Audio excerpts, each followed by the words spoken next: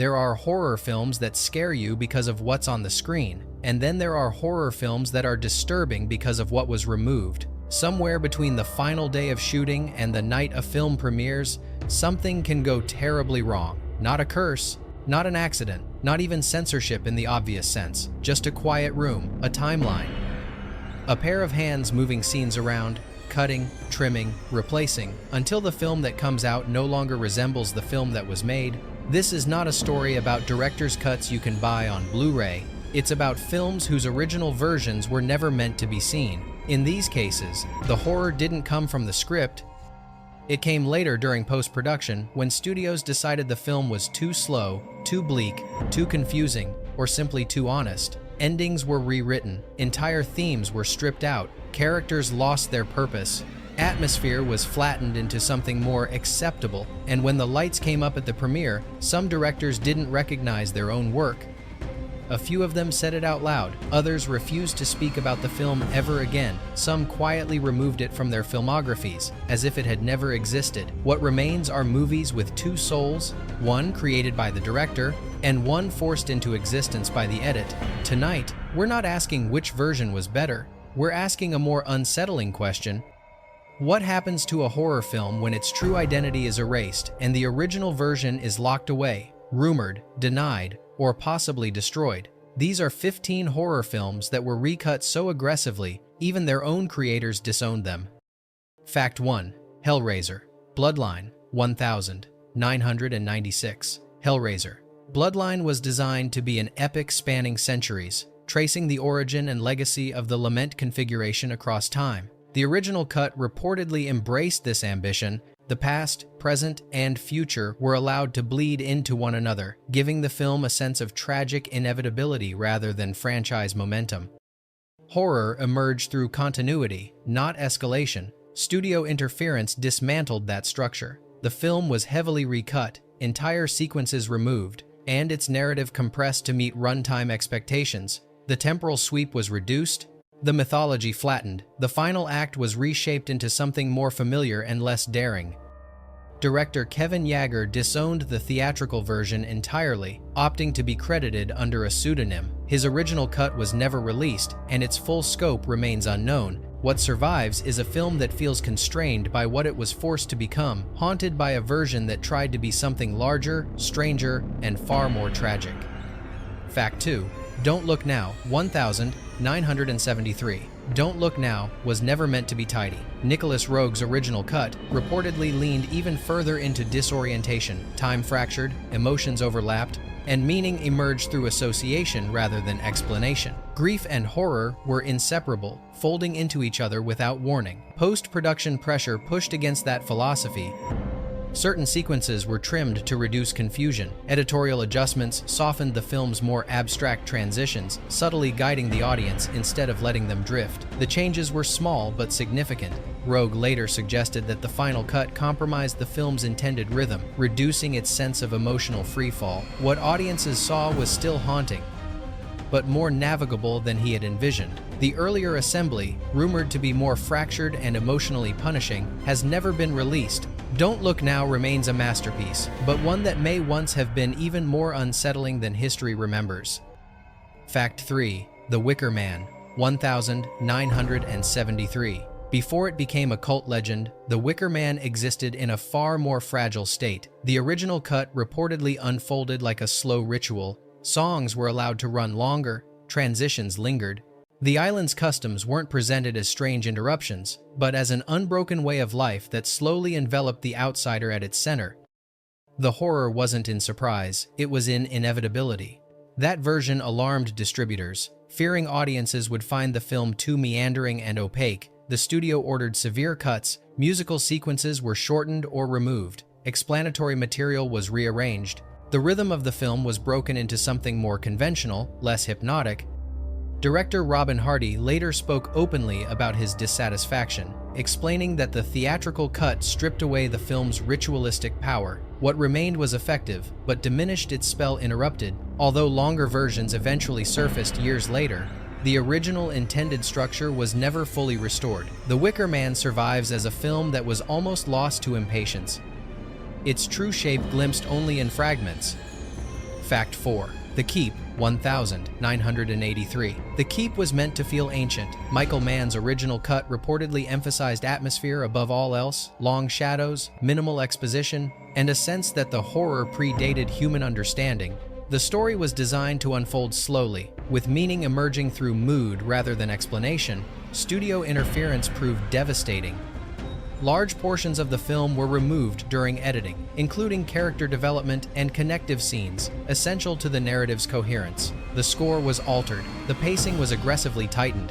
What had been a meditative descent into myth became fragmented and abrupt. Mann later disowned the theatrical version, stating unequivocally that it was not his film, the original cut, rumored to be significantly longer and far more immersive, was never released. To this day, The Keep feels like a ruin, beautiful, mysterious, and incomplete. A film that gestures toward something profound, while bearing the scars of having been forcibly reshaped. The Keep was meant to feel ancient. Michael Mann's original cut reportedly emphasized atmosphere above all else, long shadows, minimal exposition, and a sense that the horror predated human understanding. The story was designed to unfold slowly, with meaning emerging through mood rather than explanation. Studio interference proved devastating. Large portions of the film were removed during editing, including character development and connective scenes essential to the narrative's coherence. The score was altered. The pacing was aggressively tightened. What had been a meditative descent into myth became fragmented and abrupt. Mann later disowned the theatrical version, stating unequivocally that it was not his film. The original cut, rumored to be significantly longer and far more immersive, was never released. To this day, The Keep feels like a ruin, beautiful, mysterious, and incomplete. A film that gestures toward something profound, while bearing the scars of having been forcibly reshaped. Fact 5. Exorcist II, The Heretic, 1977. Few films illustrate editorial possession as clearly as Exorcist II, The Heretic. Director John Boorman originally envisioned a hypnotic, almost meditative sequel less interested in possession as spectacle and more focused on spiritual echo and psychological aftermath. The early cut reportedly embraced abstraction, repetition, and dreamlike structure. Intentionally distancing itself from conventional horror, audiences rejected it immediately. After disastrous test screenings, the film was torn apart in post-production. Scenes were removed, the structure was reorganized, tone was flattened into something more literal and explanatory. What emerged was neither Boorman's vision nor a true continuation of the original film's intensity. Boorman publicly distanced himself from the final cut, later admitting that the released version no longer resembled the film he set out to make. The original assembly, often described as strange, unsettling, and deeply unconventional, has never been shown in full. What remains is a film defined by its fracture, haunted by a version that was deemed too alien to exist. Fact 6. Event Horizon, 1997. Before Event Horizon became known for its shocking imagery, it was conceived as something far more oppressive. The original cut reportedly leaned heavily into psychological terror and existential dread. Long sequences were designed to disorient rather than horrify, allowing the audience to feel trapped alongside the crew as reality itself began to fracture. Violence existed, but it was not meant to be the centerpiece. The true horror was the suggestion that the ship had gone somewhere human language could not describe and brought something back with it. That version never reached theaters. Post-production interference was extensive. Test audiences found the film confusing and overwhelmingly bleak. Entire sequences were removed, including footage that explored the ship's previous crew in far more disturbing detail. The pacing was tightened, the narrative clarified, and the emphasis shifted toward visceral shock. Director Paul W. S. Anderson later admitted that the released version was a compromise, acknowledging that a much darker cut once existed but was likely destroyed. What audiences saw was intense but incomplete.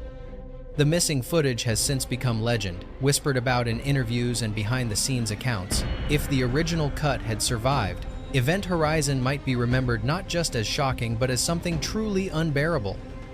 Fact 7. The Fog, 1980. John Carpenter's The Fog wasn't originally built around jump scares. The early cut leaned heavily into atmosphere, extended shots of empty spaces, long stretches where nothing happened except the sound of wind and distant horns. The threat was meant to feel amorphous, as though the fog itself carried intent. test screenings changed everything. Audiences responded poorly to the restraint, prompting a significant re-edit. New scenes were added, shock moments were inserted. The pacing was reworked to deliver clearer peaks and valleys. The film became sharper, louder, and more immediately engaging. Carpenter has openly acknowledged that the released version was shaped heavily by these changes. While he later embraced the final cut, he has also admitted that the film lost some of its original subtlety in the process. What's rarely discussed is how different the fog might feel if that first, quieter version still existed, one where the horror drifted slowly, without warning, and without the need to announce itself. Fact 8. Burnt Offerings, 1976. From the beginning, Burnt Offerings was designed to feel oppressive rather than overtly terrifying. The original edit reportedly emphasized the slow corrosion of a family, how a place could drain warmth, affection, and identity without ever announcing itself. The house was not meant to attack, it was meant to absorb. Scenes lingered on domestic tension, on subtle shifts in behavior, on the sense that something was being quietly exchanged. Post-production reshaped that intent. Concerns about pacing and clarity led to trims that reduced repetition and ambiguity. Character moments that existed primarily to build unease were shortened. The house's influence became more visible, more explicit, less insidious. Director Dan Curtis later expressed reservations about the theatrical cut, suggesting that the film lost some of its psychological weight in the process. What remained was effective, but more legible than intended. There are long-standing claims that an earlier version made the house feel less like a haunted structure and more like a living presence feeding over time. That cut has never surfaced, leaving behind a film that hints at a deeper, slower horror just out of reach. Fact 9. The Changeling, 1980. The Changeling was originally built to breathe. Early cuts reportedly allowed silence to dominate the film's rhythm. Scenes unfolded slowly, sometimes uncomfortably so, forcing the audience to sit with grief before encountering anything supernatural. The haunting wasn't meant to shock, it was meant to feel patient, as though the house itself was waiting. That restraint became a problem in post-production. Studio notes pushed for tighter pacing and clearer emphasis on the paranormal elements. Certain pauses were shortened. Moments of stillness were reduced in favor of momentum. The edit subtly shifted the film away from psychological mourning and toward a more conventional ghost story structure. Director Peter Medoc later acknowledged that the released version moved faster than he had intended. While the film remains highly regarded, there's a lingering sense that something quieter and heavier was streamlined away. Some involved in the production have hinted that an earlier assembly leaned further into grief than horror, allowing the supernatural to feel like an extension of loss rather than an external threat. That version has never been shown publicly, leaving The Changeling as a film whose most unsettling silences may no longer exist. Fact 10.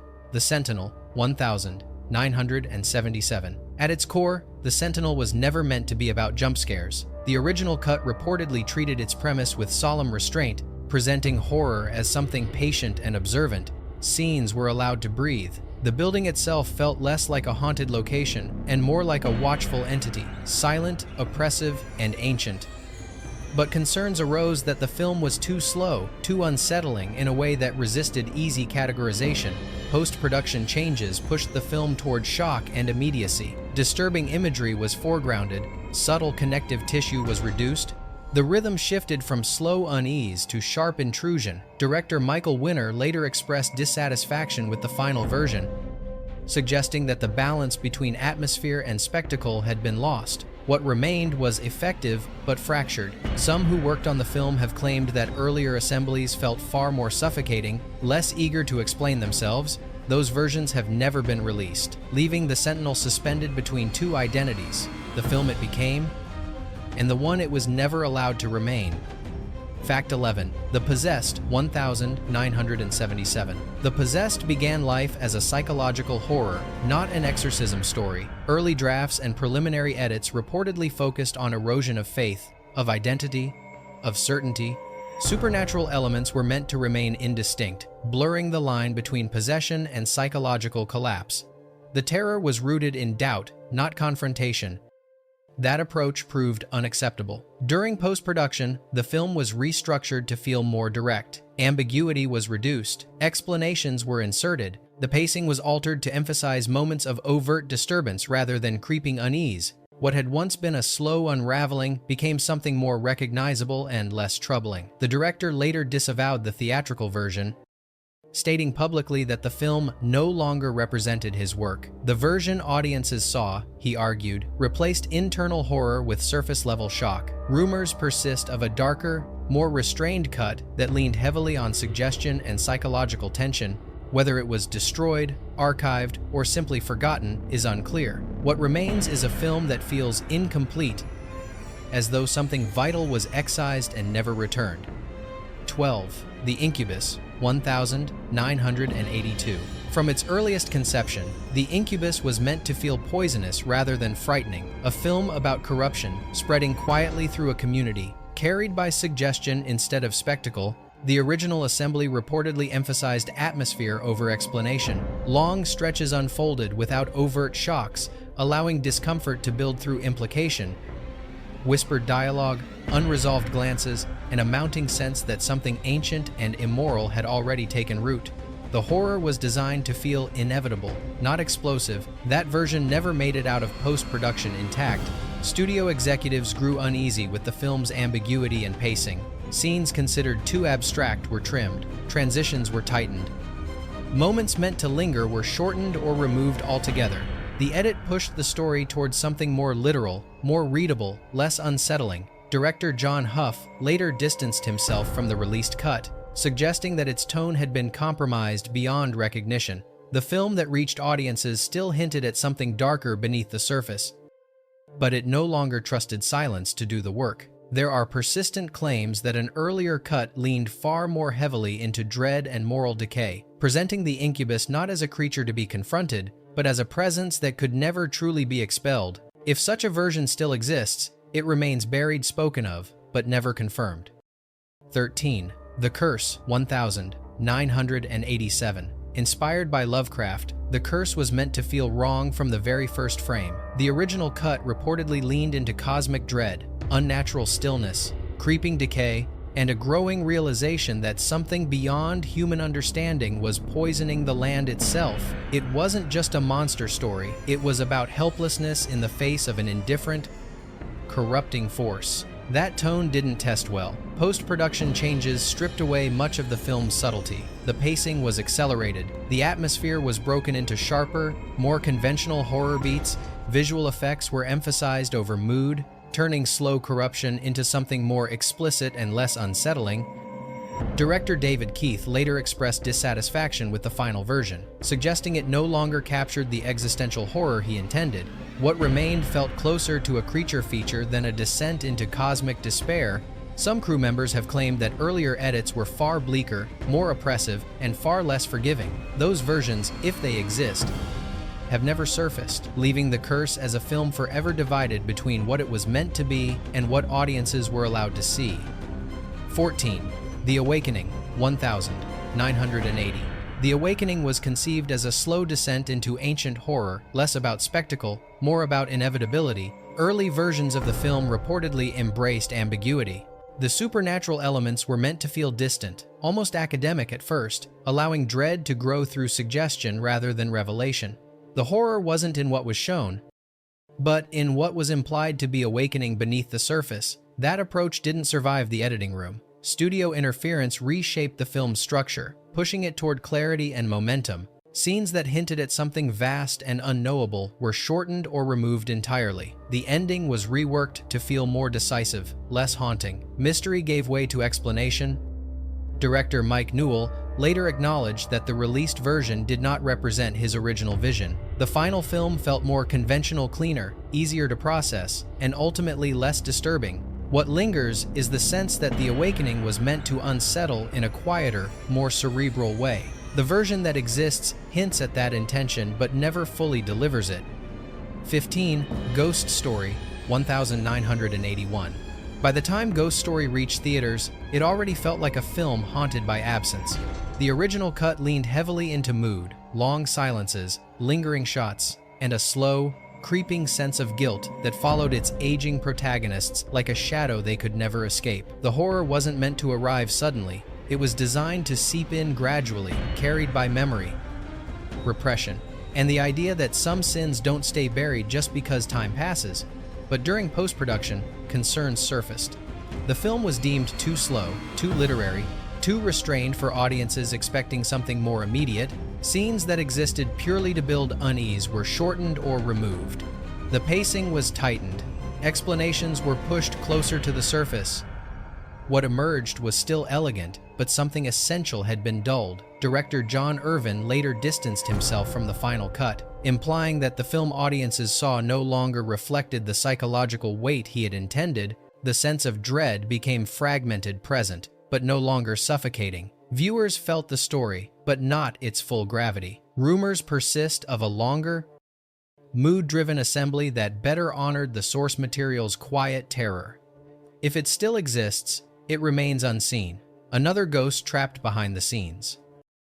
Bonus: The Exorcist III, 1990 was never meant to be a sequel, it was meant to be a confrontation. William Peter Blatty envisioned a horror that didn't scream. Evil spoke calmly, logically, convincingly. Faith wasn't attacked with violence, but with doubt and silence. That version was rewritten. An exorcism was added. Closure was forced. What unsettled too deeply was replaced with something audiences would recognize. Blatty later rejected the film that was released, and what remains is a reminder. Sometimes the most terrifying horror is not what a film shows, but what is removed before we are allowed to face it. If the true version of The Exorcist III had been released as intended, would audiences have endured its darkness, or demanded it be cut away once again?